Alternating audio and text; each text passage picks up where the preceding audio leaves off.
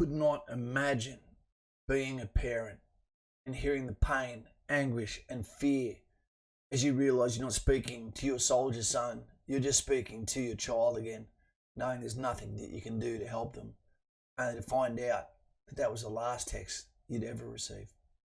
Let's just hope that they get their child back on their shield.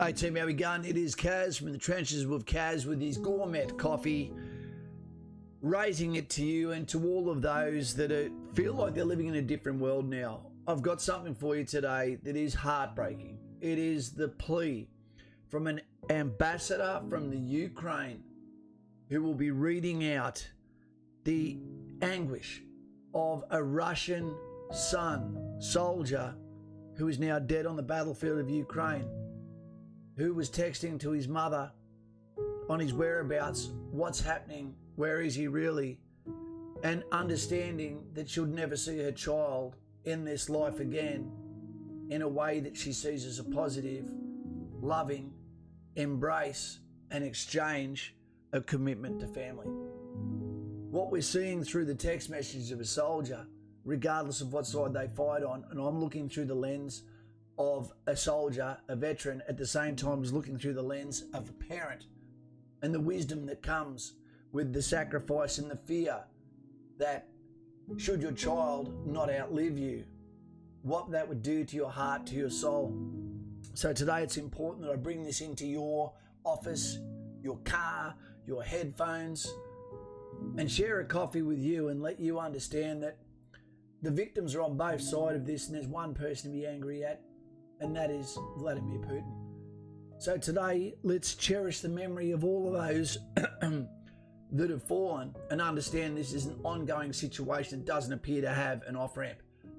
And you may not realise it, but it's going to affect you too. How? We don't know. Time is ticking. But please be respectful.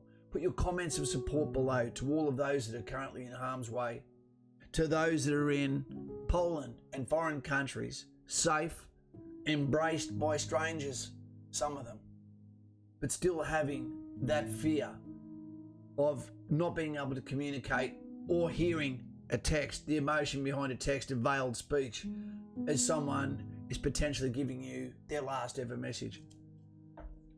How do you look into the eyes of children and say, Daddy may not come home, or Mama is gone, or we're not safe? The world needs to learn to love their children more than their politics. And if we do that, and we think of all of those around us before ourselves, as we read through the text of the reaction we're about to see and the emotion of this Ukrainian ambassador who is not blaming the soldier, he's showing transparency of the pain between parent and son.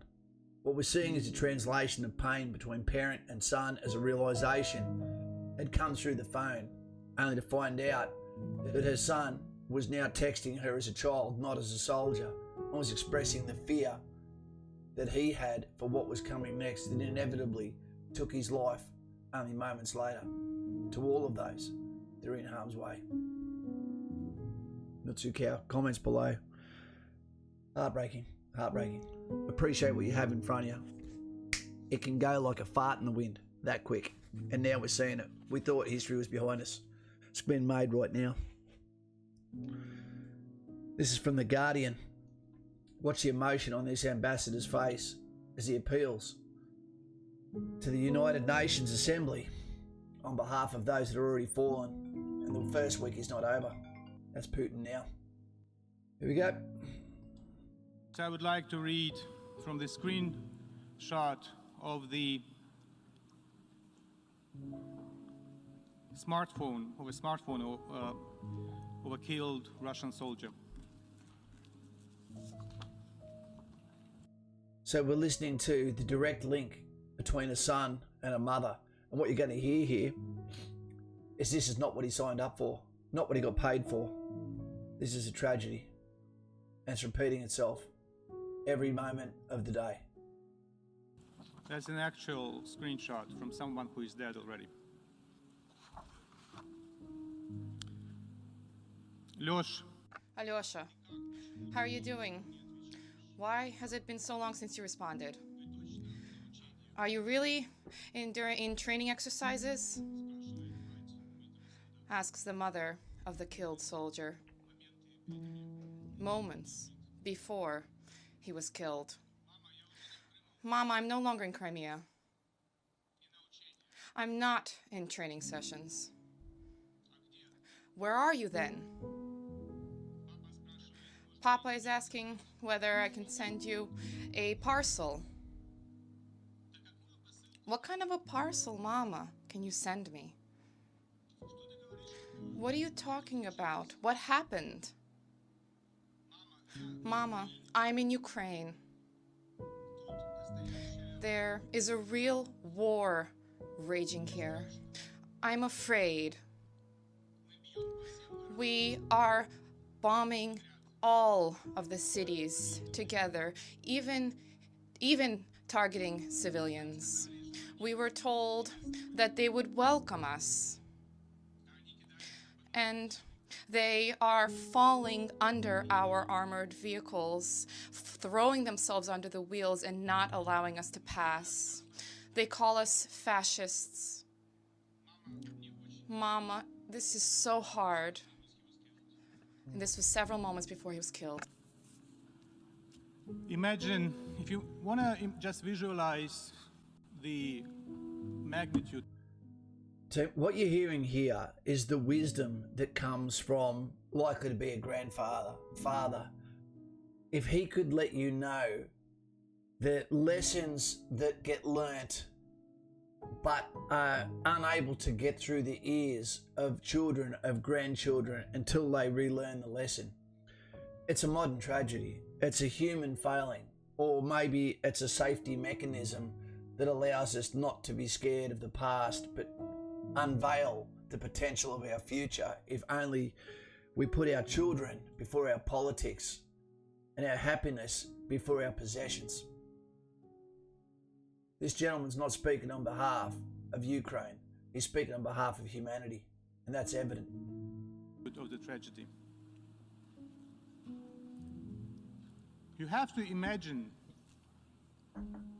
next to you, next to every nameplate of every single country in this General Assembly,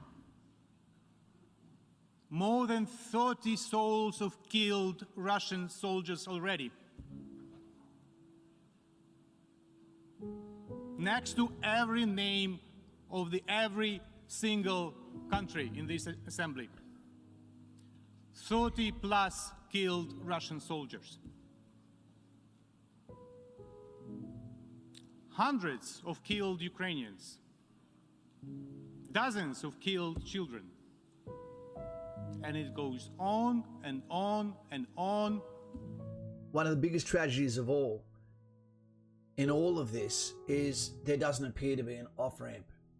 There's no one claiming to be an expert can give a solution.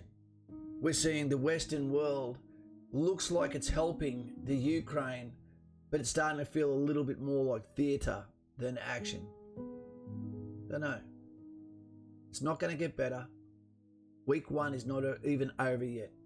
My heart and my feelings and my emotion goes out to those from the Ukraine that are in danger now, that are too scared to look at the final chapter of how the book ends.